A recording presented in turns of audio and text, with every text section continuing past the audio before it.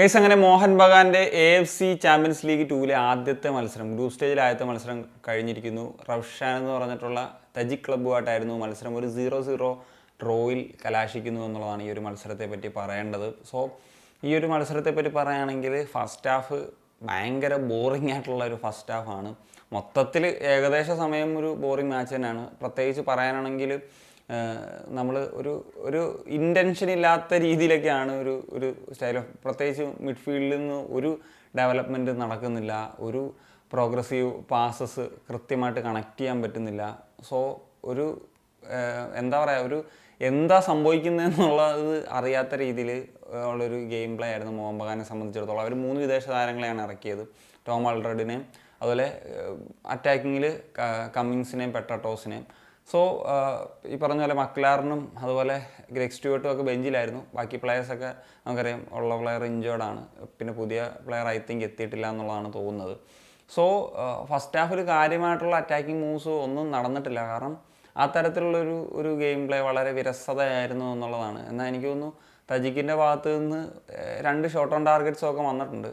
പക്ഷേ മൊത്തത്തിൽ ഈ ഒരു കളിയെ പറ്റി പറയുകയാണെന്നുണ്ടെങ്കിൽ എനിക്ക് ഈ റവ്ഷാൻ അത്ര മികച്ചൊരു ഇതായിട്ട് തോന്നിയിട്ടില്ല. ഒരു ISL ക്ലബ്ബ് കളിക്കുന്നതിന് അല്ലെങ്കിൽ അതിന് താഴെ ഞാൻ കുറച്ചും കൂടി എക്സ്പെക്ട് ചെയ്തിരുന്നു. കാരണം പണ്ട് ഈ എസ്തിക്ലോലിൻ്റെ കളി കണ്ടപ്പോഴത്തേക്ക് അവർ ടോപ്പ് ക്ലാസ് ആയിട്ട് കളിക്കുന്ന പ്ലെയറാണ്.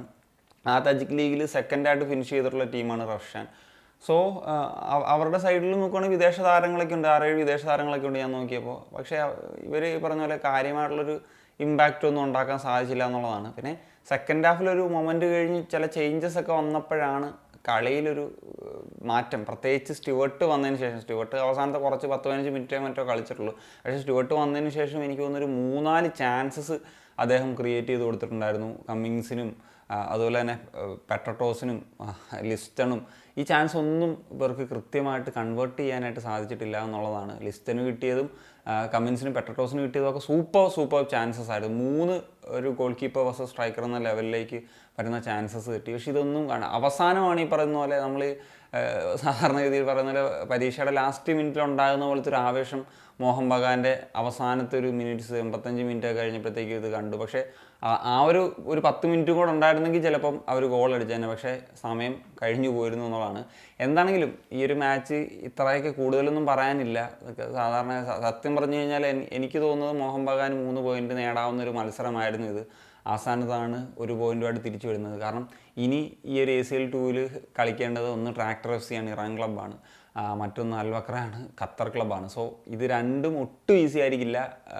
മിക്കവാറും ഒപ്പോണൻറ്റ് ടീംസ് തന്നെ ജയിക്കാനുള്ള സാധ്യതകൾ തന്നെയാണ് കൂടുതൽ. കാരണം അവർ കളിക്കുന്ന ലീഗ് ഏതാണ് എന്നുള്ളത് അറിയാമല്ലോ, അവർ ഏത് തരത്തിലുള്ള ക്ലബ്ബാണെന്നുള്ളത് അറിയാമല്ലോ. ഇതൊക്കെ നമ്മൾ മുമ്പ് സംസാരിച്ചിട്ടുള്ളതാണ്.